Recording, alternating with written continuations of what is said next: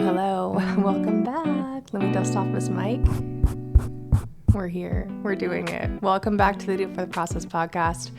I am your host, Emily Jeffords, and welcome to 2025. I'm recording this on New Year's Eve, which feels so surreal and odd and beautiful. And transitions always feel...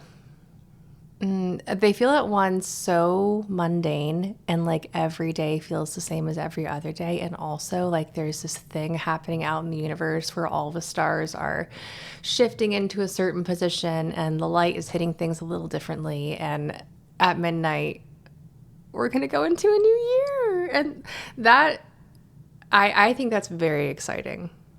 I think that's so deeply beautiful that we have these markers in our rhythms that let us know that we're shifting and we're evolving and we're progressing. And I know that the past decade, past 5 years since COVID in particular, has let us all take a bit of a humbled stance on change. We do not know what is in store. We do not know what we're doing. And yet we just keep showing up and creating the most magic we can and taking the most aligned actions possible and also doing the most mundane things on earth. And that's just the human experience. So welcome to the new year. I'm happy to be here with you. This year, I have a lot of very beautiful and expansive things on the horizon. And I feel nervous, to be fully honest with you. This is the first... I don't know about that. Maybe I feel this every January, but I spent all last week working on the goal setting workbook, which I'm going to share a lot more of. And I'm going to take those of you who would like to join, I'm going to take you through it in a live workshop on the 7th of January and the 9th of January. The workshops are free. Just sign up. Spaces, like you have to RSVP to like claim your spot. So definitely do that. Don't just assume you can roll in day of, because it will probably fill up. I think we can have 1,000 people in the room. And I know that sounds like a lot, but this workshop is so juicy and so beautiful and so needed that it fills up every year. So save your spot. I want you to be there, especially if you're a podcast listener. You're very special to me. So please claim your spot. There are some spots left right now, and you should be there. You should definitely be there. Anyways, I spent the last week working on the content of the workbook and revising the worksheets and just sitting with it. And it feels like the first year that I feel like I'm looking at this content without the rush, because when you revise something, you have the opportunity to know that the original version is good, right? Like the goal setting workbook from 2022, 2023, it's beautiful. It is certifiably and documented to be so helpful. People come to me and say this changes their whole, the whole trajectory of their year. And that's awesome. So that's already there. The bones are there. So now I can sit with it and read each word and rewrite whole portions and know that all I'm doing is making it feel more genuine and more heart-centered and a little bit more aligned. And this year, honestly, we are centering pleasure. I've been talking about this on the podcast for the past year. If you're a longtime listener, then you know I've been this has been not even, I wouldn't call it a really big revelation of mine, but definitely a shift that has taken hold in my heart. And it's really settling in that if something is led by pleasure, if something is led by I want this, it can be the hardest work. It can be so much effort. It can take so much sacrifice.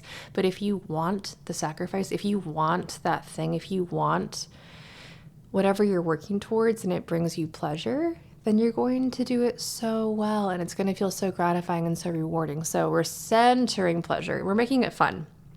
I added a new worksheet that I'll talk about in the podcast for sure. But it's just purely delightful. And I think we need more of that. I think we need to lighten up a little bit.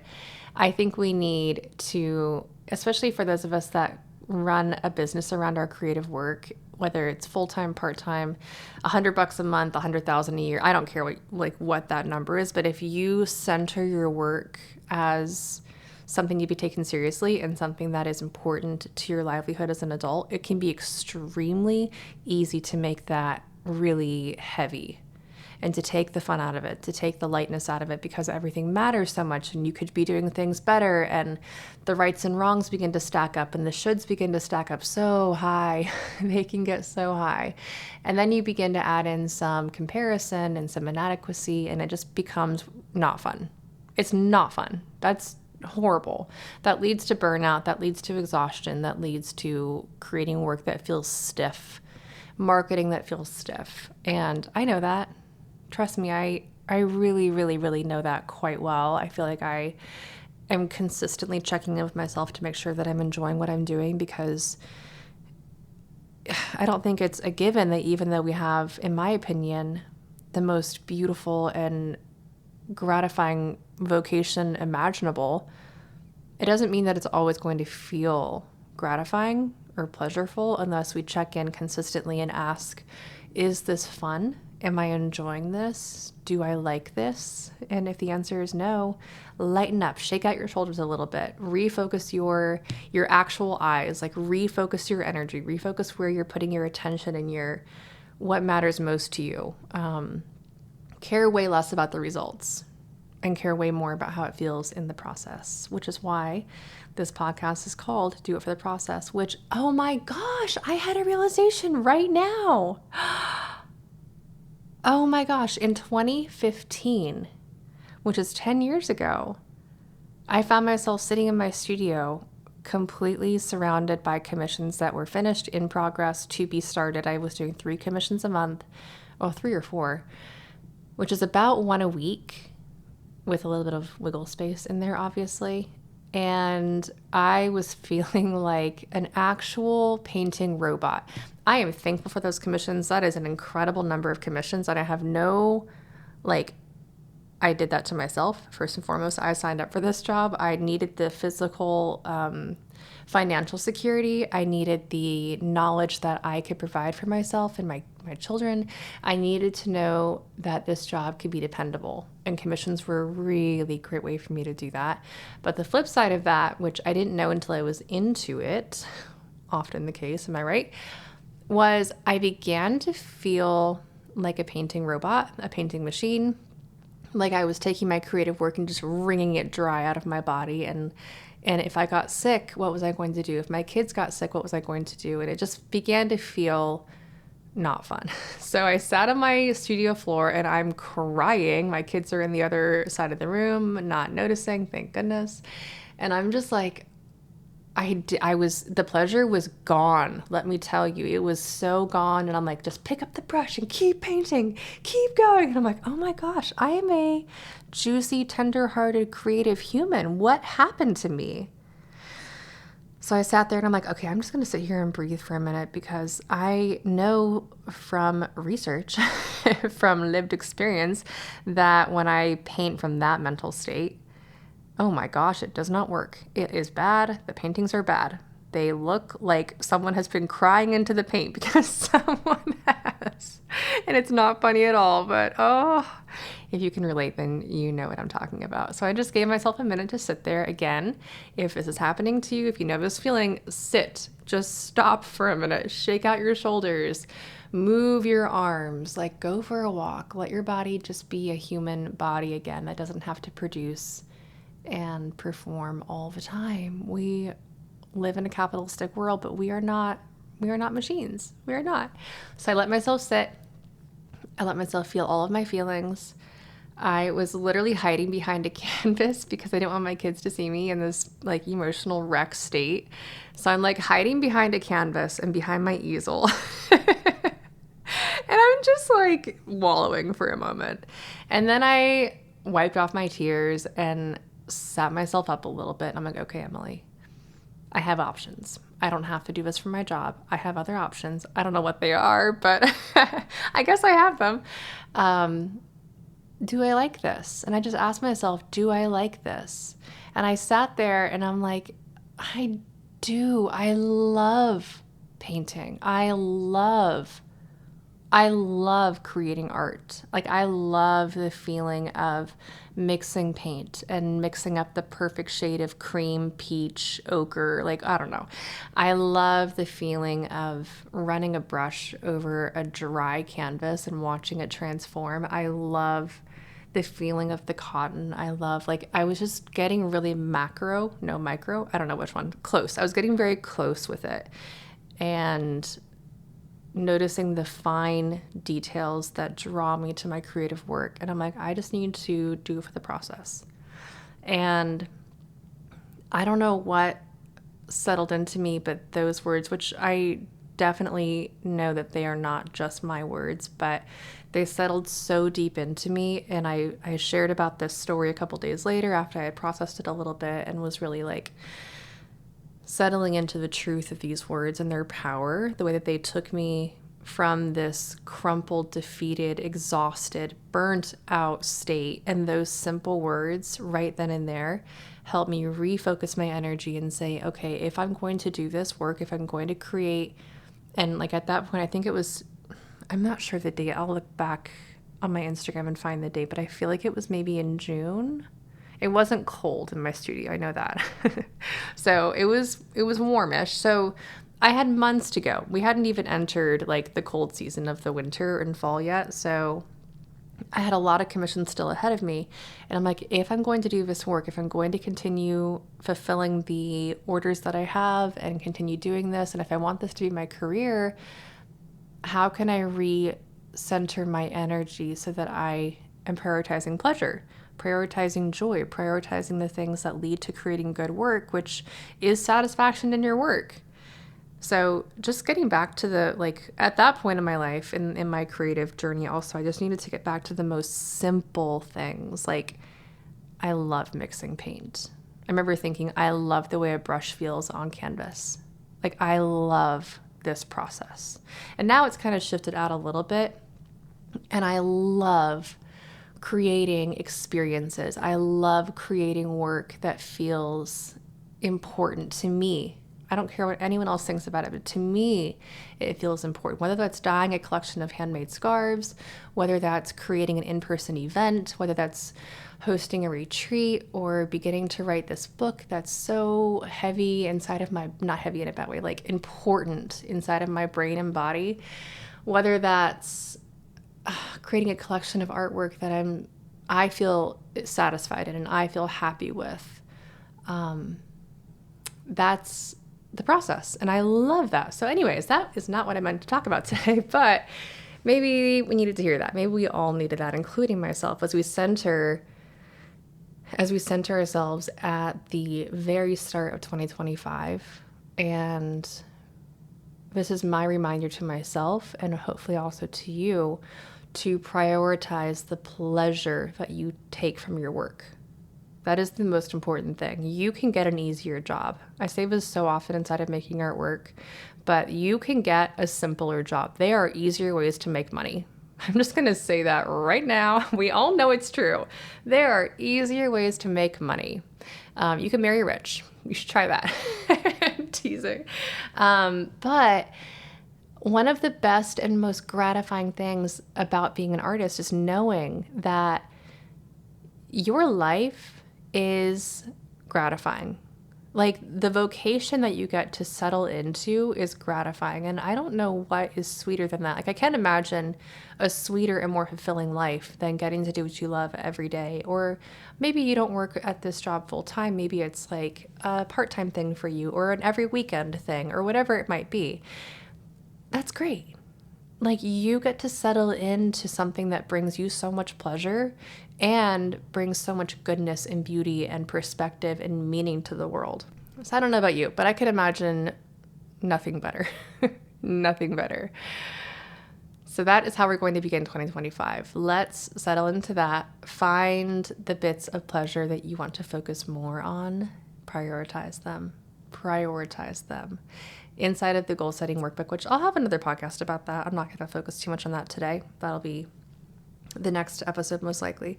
But inside of the goal setting workbook and workshop that's coming up on the 7th of January and the 9th of January, we're going to give a lot of space to this. We're going to give a lot of space to your dreams. Dreams are full of pleasure. Aspirations are full of pleasure. They can, aspirations in particular, can tip into ego and anxiety, but dreams at their purest and most beautiful form are your soul, your spirit asking for something. And your spirit asks for a lot of happiness. It settles into a lot of joy and lightness and beauty and depth and meaning and pleasure. So we're going to prioritize that. We're going to talk about how you can focus that and how you can practically turn those dreams that might feel a little bit silly or way far out there or impossible to achieve, and how you can turn them into goals. So if that feels aligned to you, if that feels like the kind of thing that you want to create this next year, big and small, then join that workshop. Again, it's totally free. Just claim your spot because they will fill up. Go to emilyjeffordslearn.com, and then right on the head of the website, the header, the main area, you'll find the link to join the workshop and to RSVP, and then to download the workbook, which both are free. You can buy the workbook if you want to buy like a physical printed copy. It's so beautiful. It's 24 pages. It's really practical. The worksheets, you definitely want to either print them or buy the printed book. If you want to like purchase the physical copy, you can do that, or you can like print them out yourself for free, but you definitely do want to have them, I think, in physical form. I just think there's something really powerful about having paper and pencil. If you're a digital girly, honestly, me too, truly me too. But in this one situation, I'm going to say there's some magic to sharpening your pencil, pouring some tea, making the vibes right all around you, making everyone be quiet for like 30 minutes, or maybe stepping away to a coffee shop or to a wine bar or wherever you want to go. Rent an Airbnb and make it an entire weekend. Oh my gosh, that is goals. I want to do that now. That sounds, oh my gosh, wait, should I do that? That sounds so nice. I'm going to think about that for real. Okay, anyways, I'm back. Step away is all I'm saying. Sharpen your pencil, get your paper, and really sit with your aspirations and your dreams and manifest. I'm clapping my tiny little claps right now. It's absolutely magical, and not in the silly little like fairy dust kind of way. It is life-changing. So prioritize this. Go get your workbook, emilyjeffordslearn.com. I'll put a link below. End of commercial break. I'm teasing them, so the commercial is all real. Today, we're going to talk about something delightful and maybe a little silly, but also these are my manifestations in a very lighthearted, very like fun kind of way for 2025. And they are real wishes. I'm going to talk about my personal ins and outs for 2025. Things that I want us to prioritize more, start doing more of, begin just focusing more of our energy on, and then things that I want us to never, ever do ever again. Because there's a reason. You'll see what I mean. Number one, this is on the ins list. Buy the fancy art supplies. Buy the bougie, beautiful art supplies that you're like, oh my gosh, I don't know if I should do that. Am I actually going to use them? Yes, you are. You are going to buy them and you are going to use them. Okay, you're going to use them all up, completely gone, and then you're going to buy more bougie art supplies because you're worth it and your work is worth it. And the work that you'll create with those fine art supplies is going to be so beautiful and it's going to show. And let me tell you, as someone that began my career being a little bit cheap and buying the cheapest things like possible, I used to buy those, those, if you do this, please don't hear this as shade in any way whatsoever, but also you can upgrade this. You have permission in 2025 to do so. I used to buy those stacks of canvases that came in like a bulk pack of like 10. There's a reason those cost $1 each. They flake apart, they pop off their little like stretcher bar frames. They are not good quality and it shows in every single way. And I thought maybe I can just cover it up with so much paint that you can't tell anymore. But no, they always show through. They always show.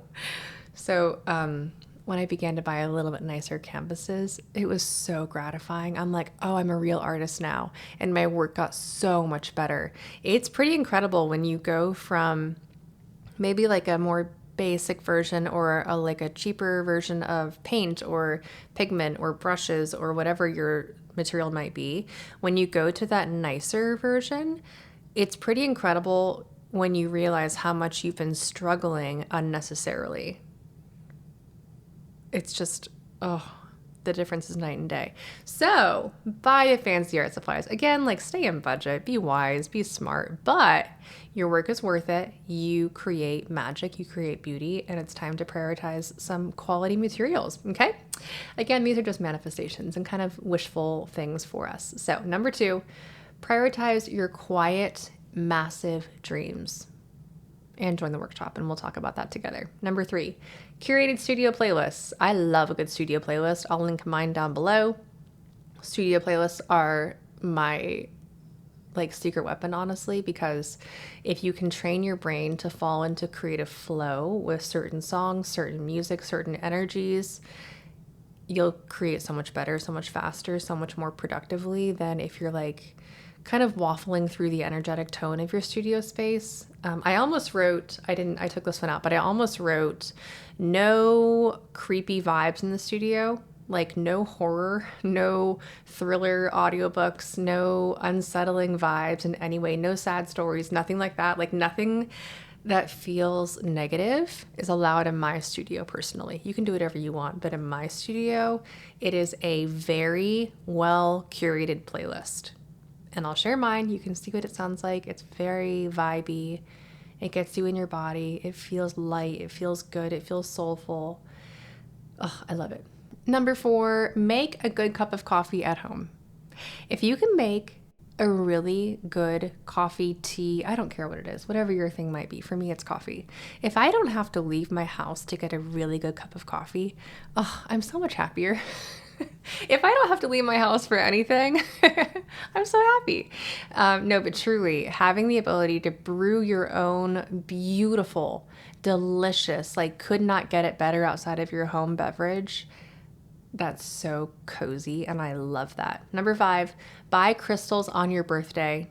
I know we only get one chance to do this year because you only get one birthday a year, but buy crystals on your birthday and buy them for your kids on their birthdays and buy them from your partner and buy whoever you get to buy things for.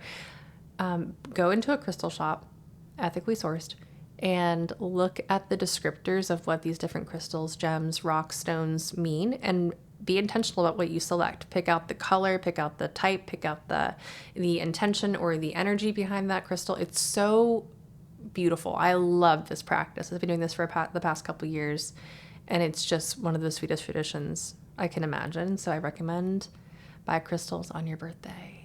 How cute. Number, 6, 7? Books with strong female leads, self-explanatory, in my opinion. We are reading powerful women. We are being powerful women. If you're a man, you are supporting powerful women. Okay, perfect. We love it. Foraging for pigment while traveling. Bring back a little rock. I have a theme here. My rocks, oh my gosh, not my rocks. My pockets will forever be full of rocks. I'm not mad about it. I actually just packed all of my pigments into a box because I haven't said this anywhere yet, but I'm moving in 1 month. I'm not freaking out about it. And I just packed up all of my rocks. Okay, number 8. I didn't number these, so I'm just kind of guessing with my little eye scan. Okay, whatever number it is, we're doing photo walks at golden hour. Just go on a walk with your camera. So personally, I know walking is good for me, and I do enjoy it. Once I get on the walk, I'm fine with it, and I love it. But the thought of going on a walk is really boring to me. I think it's just something with my brain and the amount of things on my to-do list and the amount of things that I feel like I could and should be doing, including being in the studio and just having fun in there. Going on a walk, I know it's good for me. Trust me, I know. But it's also boring. But if I can bring my camera with me, suddenly this walk is not a task from point A to point B. Suddenly it's an entire creative expression, and I love that. I'm into that. So my thing for 2025 is photo walks, and I'm going to be very excited about them. Number something, make a very big deal out of your art. Exclamation point, exclamation point, exclamation point. Make a big deal about it. Your art, no matter the size of it, it is not small. It could be a 1 by 1 inch tiny little thing. That's huge. In the grand scheme of creations in the world, your work is huge. It's so important. It's so monumental. It's so impactful for you and for anyone that gets the pleasure and the privilege of beholding it. Your work is a big deal. Do not diminish it. Do not make it small. Okay? Beautiful. Okay, I paused and counted. We're on number 10. Number 10 is handmade ceramic palettes. Ooh, or honestly, any tool that was made by somebody else's hands that you not get to use in your creative practice. I think that's so special. I love ceramic palettes. I think they're so special. I have a variety of ceramic palettes in my collection from a lot of different makers, Krista Kuhn's, Sugar House. There's a really lovely collection. I have maybe like 5 or 6 different artists, and they are so beautiful. They work so well. Now for oil painting, I don't use ceramic palettes. I use those for mixed media, for acrylic, for watercolor, for other mediums. But for oil, I use just a really big piece of plexiglass. That's my trick for that. But for anything that, I just love them. I love them so much. Along with that, I would say handmade brushes. I love Rosemary Brush Co. They are such good handmade brushes. But anything, again, back to number 1, anything that feels like this is so thoughtful and intentional, there's beauty in this tool, use them and enjoy them. Number 11, craft night with friends. There's nothing more fun than creating with friends. And I would recommend do something that's not your art. Like if you are a ceramicist, don't do ceramics. If you're a painter, don't paint. Do something where you're like, I don't know how to do this, but let's just try it together. Collage or weaving or incense making or baking or like something that's just creative and expressive, but different, something fun, something that you can both try out for the first time. That's so delightful. Number 12, wearing earbuds in an art museum. I love nothing more. Like this is so strange. Take it and use it, please, with me because I cannot be the only one. But I'll turn on one song and I'll walk through a whole museum with that one song on loop. Oh, this is such a hack. You guys, try this because when you listen to that song again, you're back in that museum. And pick a song that you can listen to like 30 times and you won't get sick of it. Trust me, because that's never the vibe. But you're distracted while you're in the museum. You're not focusing on just the song because the artwork is incredible and you're just taking it in. But in your head, you have this emotional, like, symphony happening, whatever your vibe might be for that song. But choose a song that has the emotional climate that you would like, the tone that you would like, and then just let it be in your ears. It's really delightful. And then whenever you hear that song again, you're back in the museum. It also does the other benefit for me is it tunes out everyone around me. So I'm in my own world. Like for me, it's just my eyes and my ears are full of my sounds and I'm just consuming the art, and the people around me aren't quite as distracting, which I really enjoy. Number 13, reading affirmation cards each morning. You can write your own. You can purchase mine. I love my affirmation cards. I wrote them for myself, so you're welcome to, look over my shoulder if you'd like to in the form of these beautiful affirmation cards. But if you just want to write a list of your own affirmations at the beginning of the year and read one each morning, there's something really powerful about settling into the beauty that is within you and the beauty that you have the capacity to create every morning. I don't know what it is necessarily, but we know the science behind manifestation and affirmations and telling yourself truths versus settling into limiting beliefs and into lies. It is truly life-changing, and I recommend that you do it. So that one's important, and I think really small, easy, and monumental. No big deal. The final in for 2025, there are, of course, a million more, but I'm going to stop at this one. Romanticize the process. And I talked about that earlier, and it's just life-changing when you begin to romanticize everything around your creative work.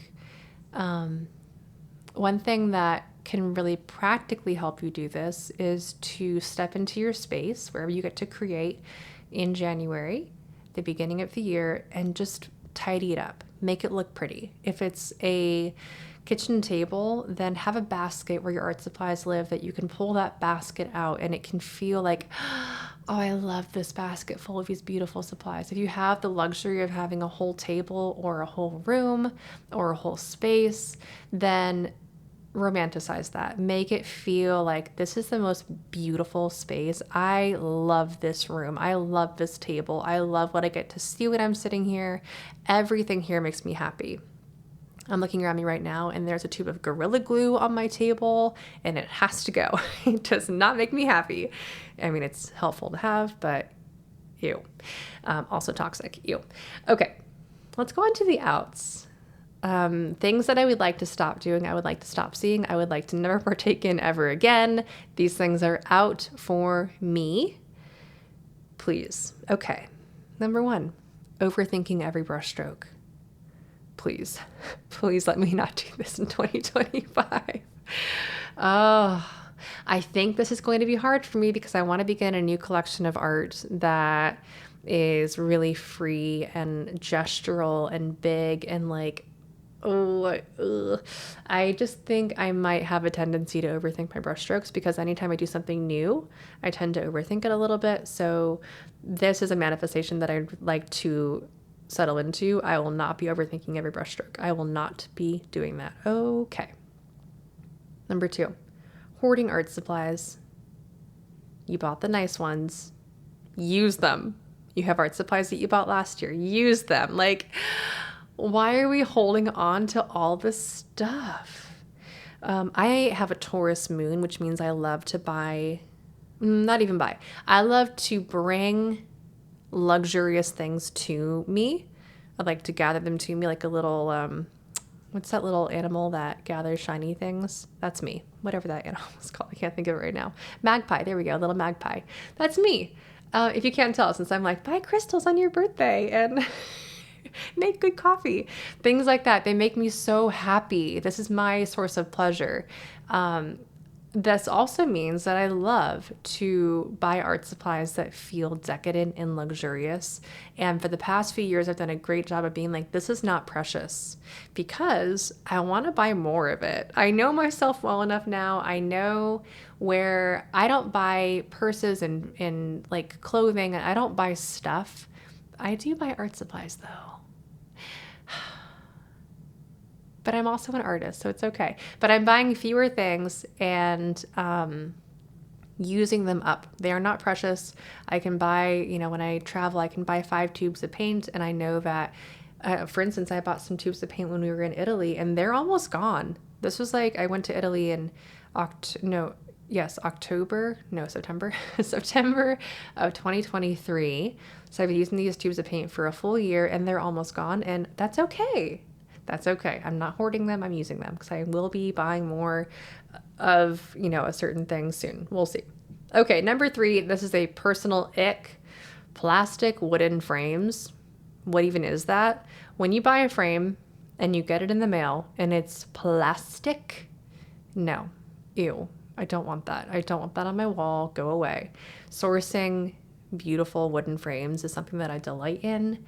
And every now and then I've been tricked when I'm like, wait, hold on. This does not say plastic on the listing and it is plastic. Sending it right back. Again, this is personal preference, but I think they look gross. So no for me. Number 4, staring at screens for inspiration. No. We don't like that. No. Okay. Caveat. I do think that things like Pinterest, Instagram, Google Images, I think that there is some validity to looking for inspiration in these places. I don't think that they're all bad. Don't get me wrong. But if you're not also in equal parts or maybe possibly in more focus going into the real world and thinking, what do I like? What makes me happy? What speaks to me? What resonates with me? Source your inspiration in the world, in nature, in cities, in shops, in books, in other cultures. Like, let your inspiration gathering be textural. Don't sit and look at a shiny screen and assume that's all you need. That is not all you need. Trust me, that is a synthetic source of inspiration. Number 5, uncomfortable chairs in the studio. You guys, I sat in the most uncomfortable chair up until like 3 months ago. I finally splurged and bought myself a comfortable studio chair, and I have no regrets. I'm very pleased and I feel happy. So no more being uncomfortable in the studio. If you stand in the studio, then buy yourself one of those cushy mats. You know what I mean? If you sit, then have a comfy chair to sit on. If you, I don't know, lay down, then have a little bed. I don't know. Make sure that your body feels comfortable in your studio space. Number 6, I think this is number 6. We're no longer doing imposter syndrome. Again, don't look around for inspiration. Look out. And guess what? Way less imposter syndrome happening when you look out into the world versus at someone else on your phone. So do more of that, please. Please, please, please. Imposter syndrome is such a nasty little bug that weasels its way into your mind and does some really annoying and belittling and manipulative things that are out. They're out for 2025. Okay. Number 7, nasty wine at gallery openings. This is no shade on anyone that has like boxed wine at their gallery opening. That's fine. I just don't want to drink it. I'd rather drink some water. So that's just me, again, being me. Number 8, I think, expensive, dusty candles. Why do we buy candles? Again, this I think is a theme.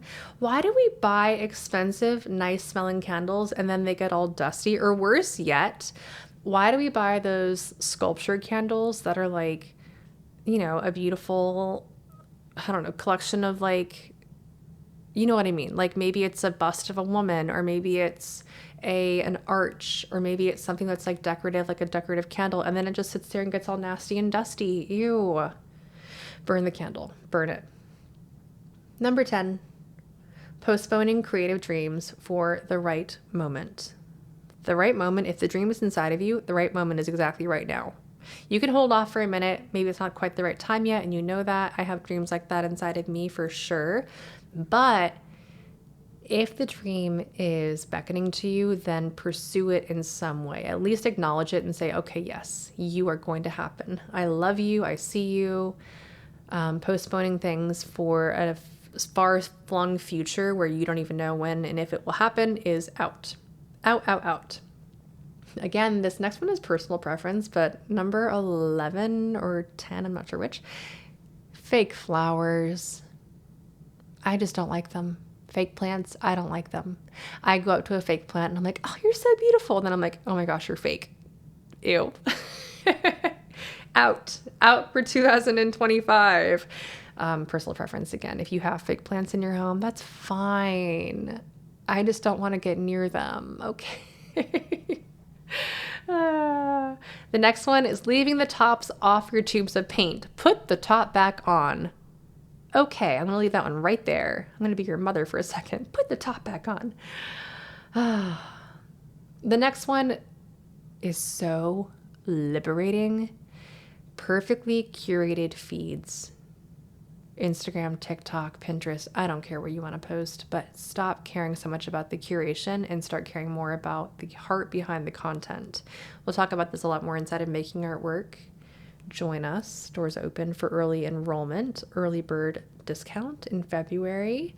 But we no longer need to focus so much on this. I, of course, as an OG Instagram trained, aesthetics driven person, I still like my feed to look pleasing, but the over curation is just giving slimy and weird and stagnant.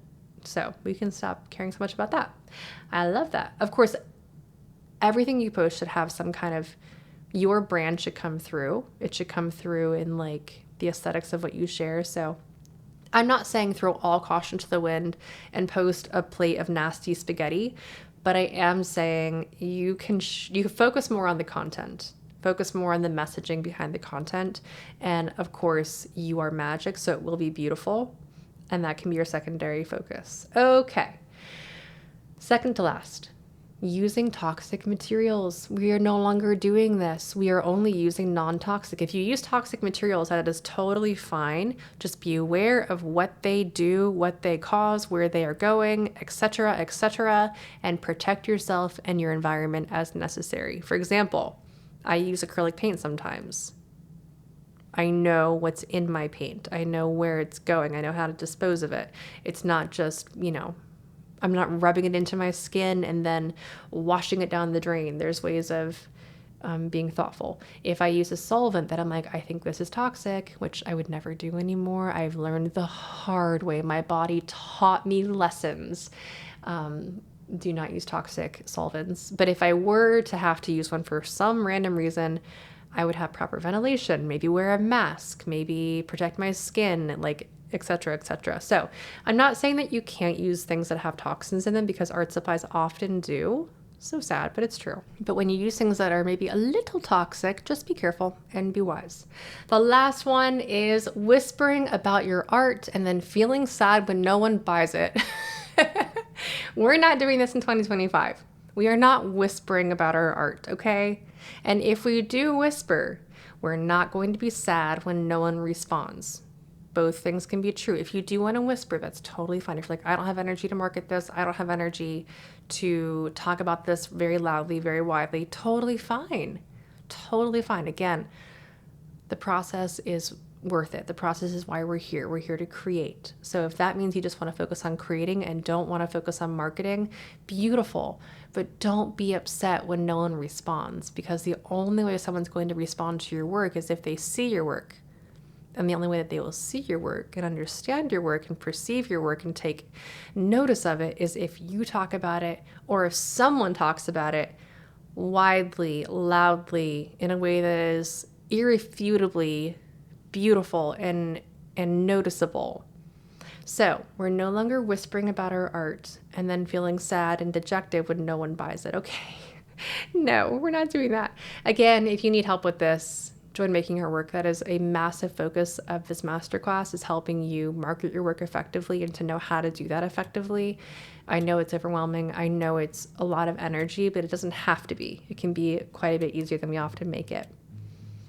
Okay, those are my ins and outs for 2025. Buy yourself a crystal on your birthday. Make a delicious cup of coffee or tea in your own home. Have a little craft night with a friend. Buy yourself a comfortable mat or chair for your studio, because your body shouldn't be hurting while you create. Buy a real plant. Enjoy your work. Enjoy and love what you get to create, and prioritize creating the most beautiful, most aligned work you possibly can. I can't wait to see you in the goal setting workshop. Again, RSVP, space is limited and it will fill up, and I want you to be there as a podcast listener. You're very important to me. It's going to be such a good time, a sweet, sweet, sweet time. Even if you can't make it to the live workshops, sign up, because we'll send out the replay to those people that have RSVP'd. So do that. Get the workbook. It's totally free. Both things are totally free. The only thing that you could buy if you wanted to is if you want to purchase a printed version, you can do that through my site. But you don't have to do that. You can just download it, and then it's yours, and you can print it, and you can spend time with it, and I'm excited to do that myself. So thank you for being here. Thank you for being back in this space. I'm happy to be back at this podcast with you. The next episode will be about goal setting, so prepare your little heart and mind for that. It's going to be very, very practical and very good and very fun. Like truly so very fun. So I'm looking forward to that. All right. Bye for now.